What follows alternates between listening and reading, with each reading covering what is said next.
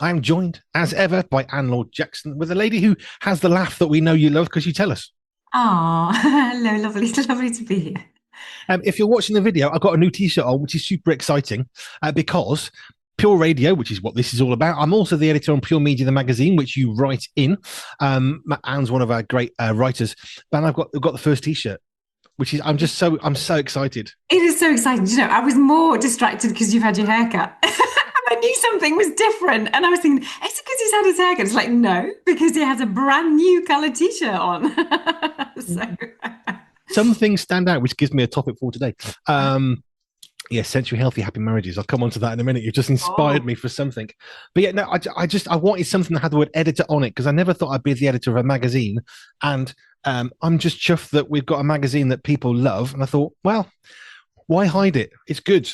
yeah, yeah. It was lovely. I was at this conference first thing this morning about our local radio station, funnily enough, and talking about advertising and this, that, and the other. And it was just really nice to be there and think, I've got something for people, and just to be able to sit there and know that there's no pride about it all, but just a lovely sense of satisfaction. That's what it is, sense of satisfaction. Like you're a satisfaction that you're an editor, and it's lovely to be able to say that you are and that you've achieved this. And I'm there sitting there in this lovely, they gave us coffee and pastries, and it was all very lovely. And it was just really nice to be there thinking, yeah, beautiful sense of satisfaction. But anyway, yes, we digress. Carry on. But there's nothing wrong with being chuffed with what you've achieved. It is a good, righteous thing. It is something I've found American folk I know are much better at speaking very happily and naturally about stuff they're good at. Whereas a Britisher, well, I'm not too bad, and like an amazing footballer or something is like you're amazing, but we don't do that, especially Britishness. It's kind of stifles joy sometimes, I think. Yeah, yeah, it does. And I have a new word that is slowly coming into my language about being excited. So when I first met my American friends, they were also excited about this, and I'm excited about that. And I'm thinking, really? Do you have to be excited? I mean, it's just like it's fine, it's great. But but now I feel myself also coming because it's really positive. The language that you use, the words that you use, the sounds that you're hearing brings to your brain, they do connect with emotions, they connect with so many things, and it is good when we use positive, as long as it's truthful, but positive language that's affirming, and yes, all good. If you've broken your leg, you need to go and see a doctor, and they need to put a cast on you and you need an X-ray. Positive thinking is not going to fix your broken bone. However, positive thinking will affect your mood and how you then respond to the fact you've got a broken leg. Not at the moment of it breaking, but later on. And if you're really negative and down and fed up, well, it's gonna then impart that negativity into your body. We're not talking about weird nonsense here, but actually a positive mental outlook is so, it changes your posture. It changes how you approach the world. It changes how you talk. It changes how you look, how you smile, how you listen, how you hear, how you drive. It affects everything. Yeah. Which is why being positive is important, which is why I like these conversations. Because if you're ground down because, I don't know, your wife is struggling with dropping things and no one's got an answer, and it might be a sensory healing, and you fix that thing that lets her drop everything because it's not a physical problem. She's not pregnant, as the old silly thing goes. Actually, it's a sensory thing. And all of a sudden, you've switched from negative to positive, and all of a sudden, joy starts to cascade. Absolutely. And we were thinking this morning about what are the feelings? I think what is it about my business that I want to be able to communicate? I've already got within, offering hope and freedom and sensory health for people because it's that essence of hope that is so powerful and freedom. And I thought, well, there are so many more adjectives that I'd like to put into it. And as well that the sense of we're all I was trying to work out normality. What is it about? Like, I want everybody to consider ourselves as the new normal. Like, we are all different. We're all not normal, or we all are new normal. I was just trying to play around with the new normal. I didn't really get very far, but it was a sense of I really want what the service that I have is for everybody, but to try and find just to try and help people celebrate who they are, but still help when life is difficult. It's a really fine balance. It's a hard balance. I want to be totally inclusive of anybody and everybody. But will people get it? Do people want that? Or do people want to stay in their diagnoses? Do people want to stay in their boxes? Are people more comfortable in their boxes. I don't know, but I just want us. I just want folks to be able to respect and honor people regardless of any label, any sense of identity that we have. It's like yeah. Yeah. I remember I was chatting with a friend of mine who works with the deaf community, and she does sign language. She does interpreting. That's a lot of what she does. But she was talking about how the deaf community, it's like there's nothing wrong with us. We don't hear, but that's not like we're weird or wrong, or this is who we are. So their sense of identity is much more rooted in the fact they can't hear like we do, but they wouldn't see it as a hearing person might, that well, you've got a disability because you can't hear. They would see it very much as if, well, this is who I am, and Mm. that's the starting place.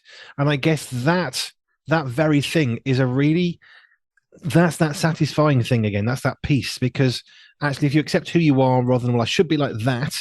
Once you got the word should, now you're into guilt, and guilt just starts to cripple you. Yeah, yeah. And it's like taking captive. We have that Bible verse, and we absolutely love take captive every thought that sets itself against, what God thinks of who you are, how you are, just how precious you are in the way that you are, and just take captive things that are spoken into you, spoken against you.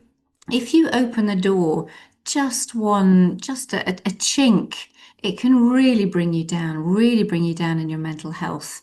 And when you start thinking what others might be thinking about you, which they may or may not be, but also you need to be thinking just how precious you are and how valuable you are, regardless of what anybody else thinks. It's because God says you are. And we need to know how precious and how treasured each and every single one of us are, regardless of what we contribute or otherwise.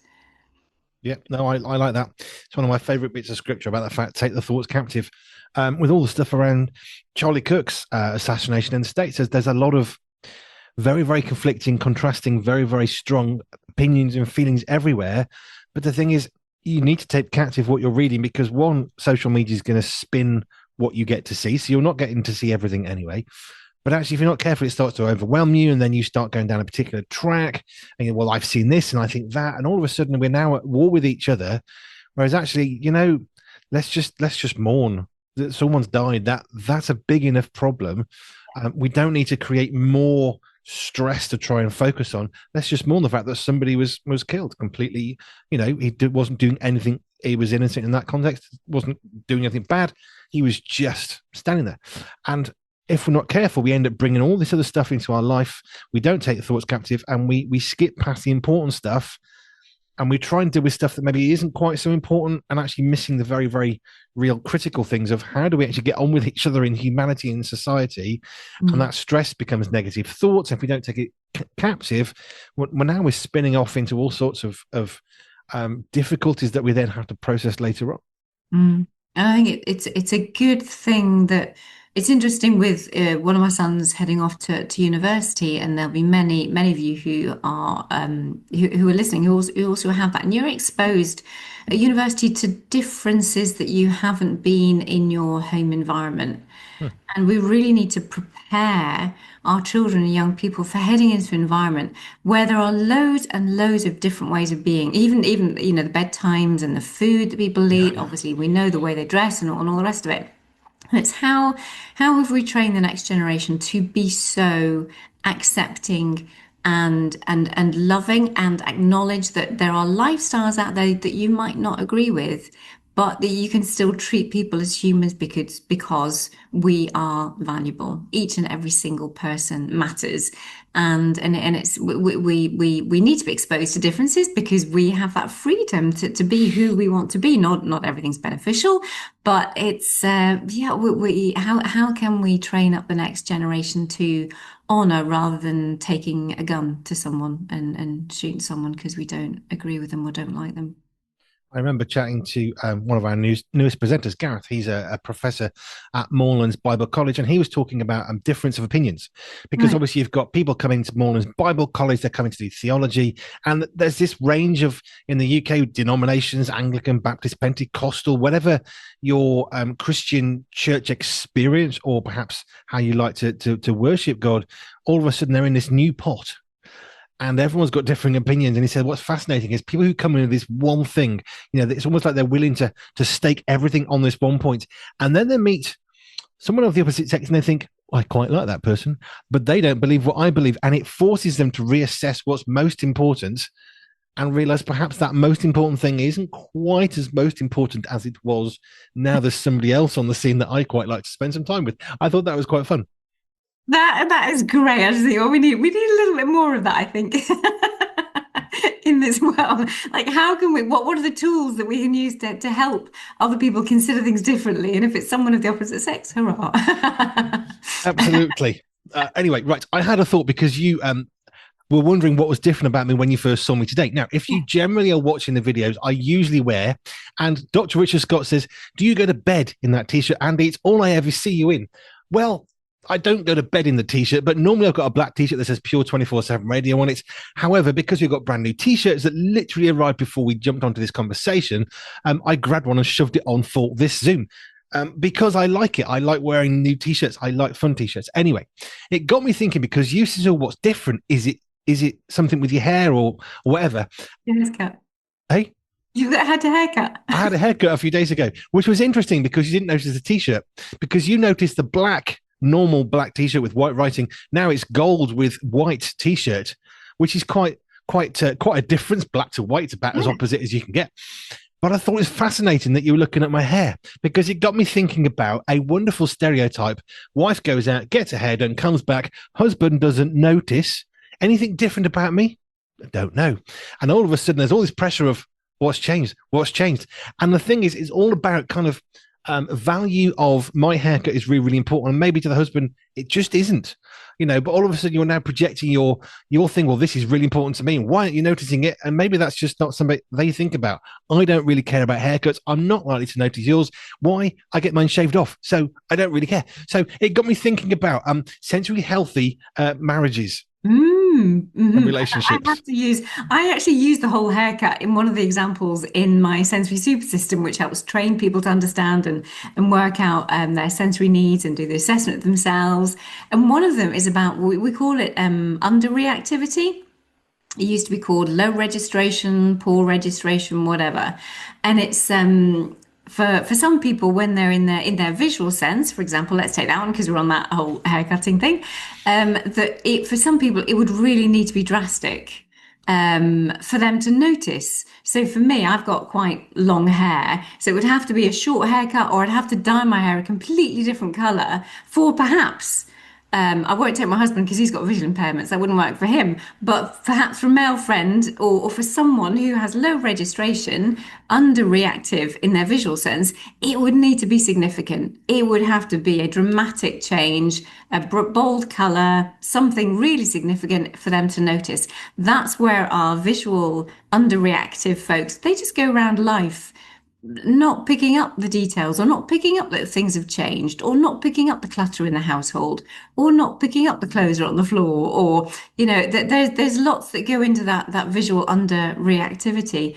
But yeah, so you have to make things really significant if you are wanting to speak to someone's visual system. Now, my visual system's quite astute, but interestingly, obviously, my focus is on your hair and not on your clothing. But but we'll focus on different things in the environment too, which does lead us into marriages and things that are important for each spouse. Yes. In fairness, it was a triple whammy because I've gone from my usual black t-shirt to a white one. I've also trimmed my beard quite heavily, and because I like a pointy bit, not a sort of a bushy thing going on, and my head's been shaved. So you've had three things quite different. The t-shirt is weird for me. I'm used to seeing myself on the camera with a black shirt. Even I'm keep thinking, who's that bloke? And it's me, because I've got so used over the last 2 years to a black t-shirt for the radio. Now I'm in my magazine t-shirt for this moment, and it's quite a lot going on. But that's three things going on, all of which are quite striking. I noticed the beard first of all. I do more care for my beard than I've ever done on my hair ever, which is funny. My family think it's funny, so do I. And my t-shirt, it's a different color. So we're going to pick up things. But the problem is, if I'm offended that you didn't notice my t-shirt, now we've got a problem just between two friends. Within the context of a marriage, all of a sudden, well, why didn't you notice I have my haircut? I've got new glasses. I've got a new necklace. I've got new earrings. All of a sudden, those things become major issues. I would like to hope that if a husband suddenly grows a beard, the wife is going to take note, probably because when they have a kiss, it's going to feel it. So one way or another, you're going to know. But if we're not careful, we get so stuck on, which is what I was saying, we get so stuck on something and projecting our value of what's important to us that the other person's like, what did I do? I have no idea. Yeah, yeah. And it's really interesting now that my husband is of a certain age, and it's probably easier with his visual impairment not to shave. Now, I really like that clean shave because of the sense of touch. He would look great in a beard, but my sense of touch, I love having that softness of skin. So for him to have facial hair, that for our married life for the last 30 years, it's been, if he's asked, which he has, and I've said, I'd much rather you clean shaven. Now that we've got a visual impairment in there, and it's so to be able to shave and to shave well, like parts of anybody who's tried doing anything or brushing your teeth, if you don't have a mirror and you've got to try and find where your teeth are, you've got to look, you're totally reliant on your tactile sense and your proprioceptors so that you know whereabouts your hand is, because you can't see it, because your eyes can't look down into your mouth, and your eyes can't look below your chin. So if you're trying to shave, so it's complicated. Even the most basic of life skills depend on our sensory processing. So it's now shifting to maybe, well, husband, if I'm okay with a beard. I think we could try it if that's better for you. So we all need to go through life tweaking and changing, adapting. We need to change, whether that be through someone helping us tweak and calm down or settle or rethink or think through something that we've never thought through before to change our mindset on something, or physically we can do things differently to help ourselves from a sensory perspective. I haven't had a beard that long. In fact, you've only ever known me with a beard. Which is fun because every photo up to about 2 years ago, 2.5 years ago, I've never ever had a beard. I hated having, that lunchtime shadow thing. I didn't like that. At one point, I was shaving twice a day. I did get a bit too much and came back off it, but I really liked a smooth face. For me, it's like, well, that's what I'm supposed to do. And it wasn't until I had to consider a change because of blood thinners, which led to the surgeon, the doctor saying, look, don't take blood thinners and shave. Not good. So that's when we had a family chat. I stopped shaving because it just wasn't worth the risk of a trip to A&E, which is the fastest route. That's when I started to have a beard. It was nightmare for a while because I didn't like it. So that was bad. And you got really itchy because it's very, very stiff. It's like a wire brush. And then it got better. And then it settled. Yes. It is weird to think that, yes, because I've seen like photos of you when you were younger. It's like, wow, there is another Andy under there. I know.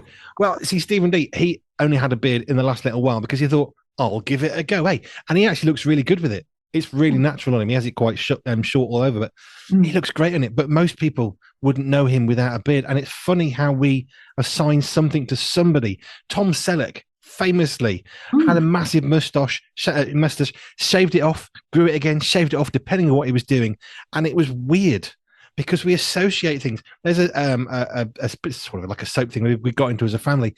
And the thing is, one of the people in it runs a diner and he's always got a baseball cap pointing backwards all the time. That's all you ever see him. And every so often, his hat is off and he looks weird, which is unfair because he's not weird. He's just the same guy without a hat. Yeah. Yeah.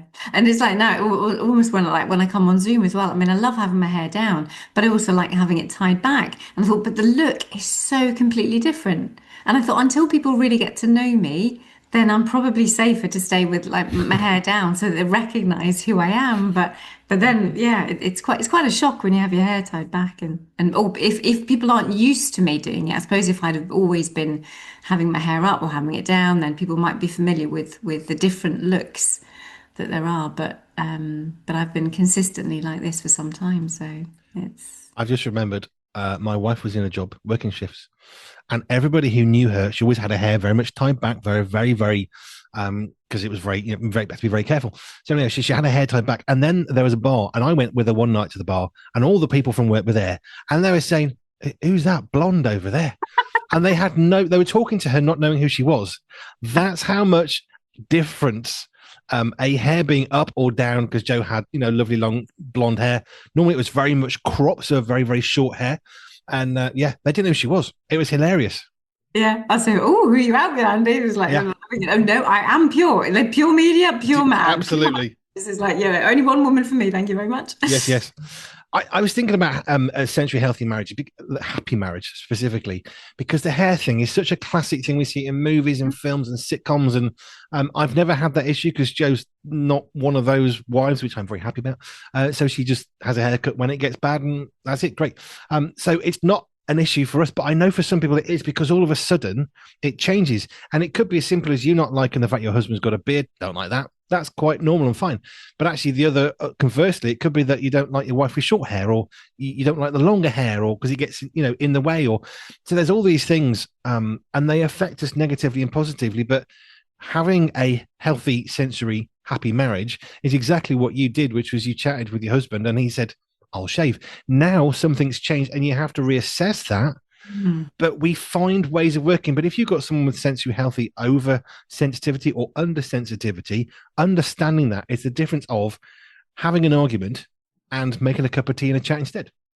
Absolutely. And big time in my world, the difference between a marriage staying together and a marriage falling apart. It is that significant. Yeah, it's just powerful. And the difference between having two parents working together. Okay, we've got the marriage itself, and then you've got your marriage with the children, and that's why it's also really crucial that they understand the children, so we can get husband, wife working together to bring up the child rather than the child forcing the parents apart. I mean, we have to work at parenting in a marriage that way anyway, but even more so to really understand those sensory needs from the children and then from the individuals, whether you have children or not.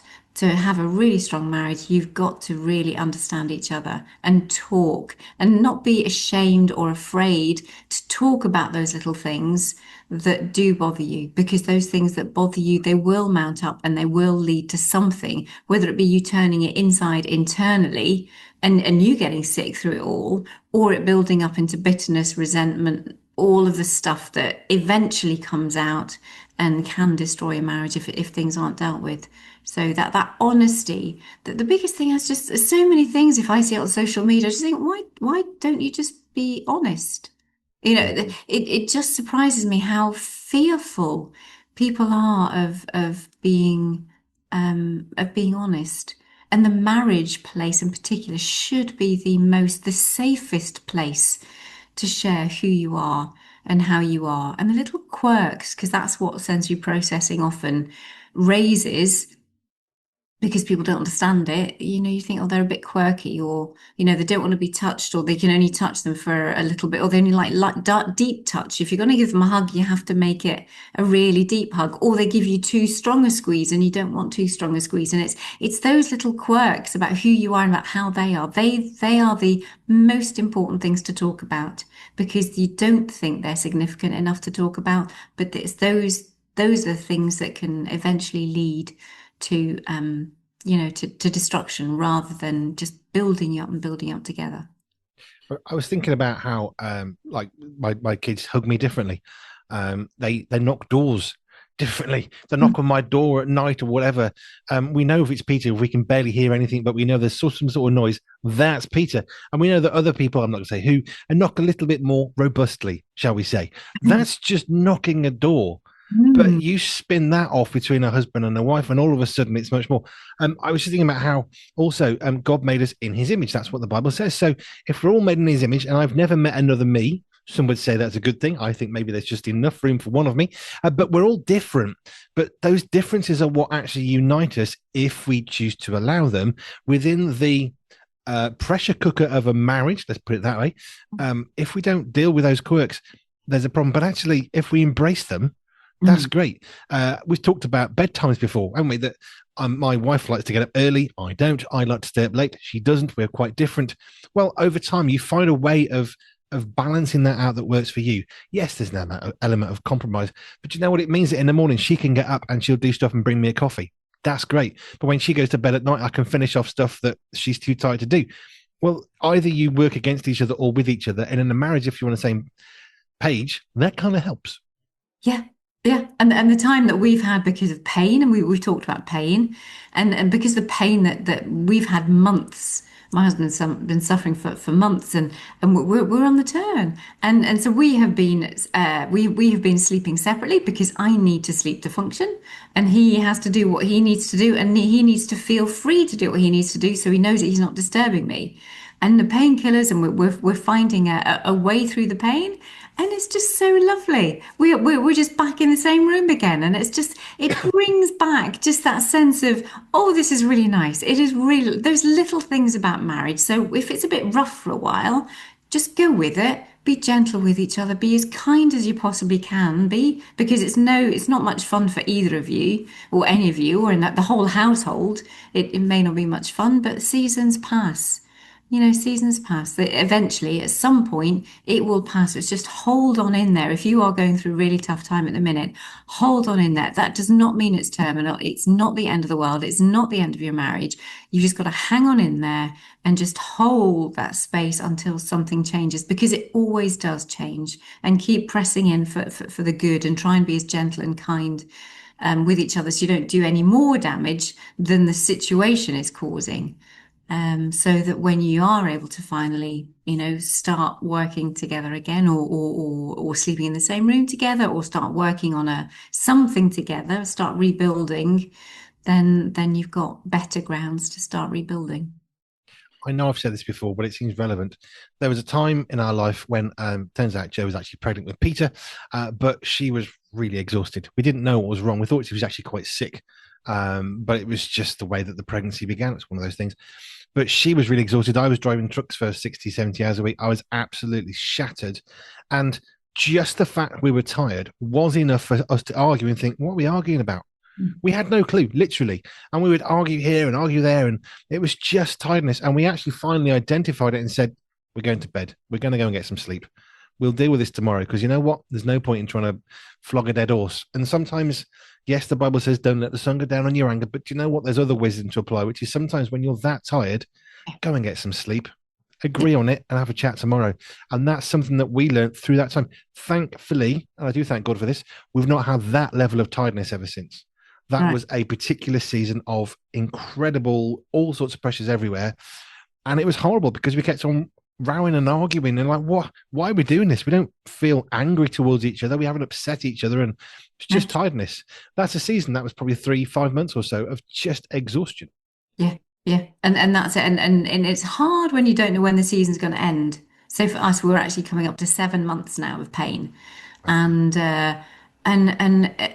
but it's just like, oh, to finally think, oh, this might be, only might, I mean, but we have glimmers of hope, and we've had some lovely nights, and it's like, oh, just it was worth it, and we will, when we know that it's been dealt with, we know that we have to do a marriage reset. We've said it already, because it's a hard season, but that is life, and that is what 50, 60. Even we're both about 30 years married at the minute. So it's like 30, 40, 50, 60, or even if you're at 10 years, or actually if you've just had a baby and you're in those new years, you've just got to hold on and ride those waves of the ups and downs of life. Because the rewards are so much more than what you get out of marriage. It is a powerful testimony of what marriage is when you can work through that. Oh, that's another subject to come on to, but yeah. I was thinking about that this week, I suppose, because it's very fresh in my mind of just how much we have had to just hold on to God, actually, hold on to the covenant, hold on to the marriage for what the marriage is over this season. Because I personally, I'm not getting anything out of the marriage, but that's not what it's about. It is not what it is about. No, but there are other seasons when you did, you hope, there are seasons when you will. And I think it's the same. A few people are quite shocked that Jo and I work together full time every single day. What, don't you row? No, because we love being with each other. So therefore, it's not a stress. For some people, I understand that. But my whole family, we work and live full time together in one house. We all work full time. We're doing like 50, 60 hours a week on pure media. And we love it. And we love being with one another. That's not for everybody. I know that, but it is something that we love. And actually, it's not a stress. No. It's a joy that we can. And when sometimes I just sort of follow Jo around the house because I know where she's going to be, because she's only going to be, 2 rooms away. And it's quite nice. And she brings me cups of tea and we do bits and pieces. And it's quite nice. We have a coffee outside in the garden sometimes if we can, although the weather's turned and it's freezing. But you find things that work for you in the seasons that you're in. And there will be difficult and hard seasons. But from a Century Healthy perspective, and the occupational therapist bit, which I know generally we think of getting back into gainful employment, but into gainful life, actually. Gainful life, yeah, absolutely. The job of living. Yeah. So don't give up of it stuff. But think about Century Healthy stuff. And just if somebody has not noticed something that you're really proud of, don't assume they're ignorant. Just ask them, oh, did you notice I had my hair done? Did you notice I got a new t-shirt on? Ask the question before you make a pointed, barbed comment that you'll regret later. Yes, amen. Right, thank you. Century Healthy, happy marriages. Oh, there's so much more we could go into that, but we will, because we kind of like we flow and we go into that, and then we delve on it, and we could delve deeper on other occasions, and then come back to it, and that's how it goes, and we love that bit, don't we? It's really I love these. Honestly, they're great. We are 2 years, I think, nearly 80 of these chats we've had. Oh, that's It's the 80th or the 79th. It's 79th or 80th. This one. Oh, We do keep records. oh yeah. Well, I've completely lost track. So bless you for I thank you. Nathan tells me I don't keep records. He does. It's very good.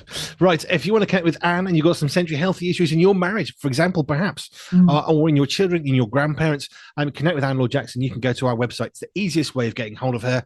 www.pure247radio.org, pure247radio.org/ALJ. And you can connect with Anne Laure Jackson of Santé on Jersey and more.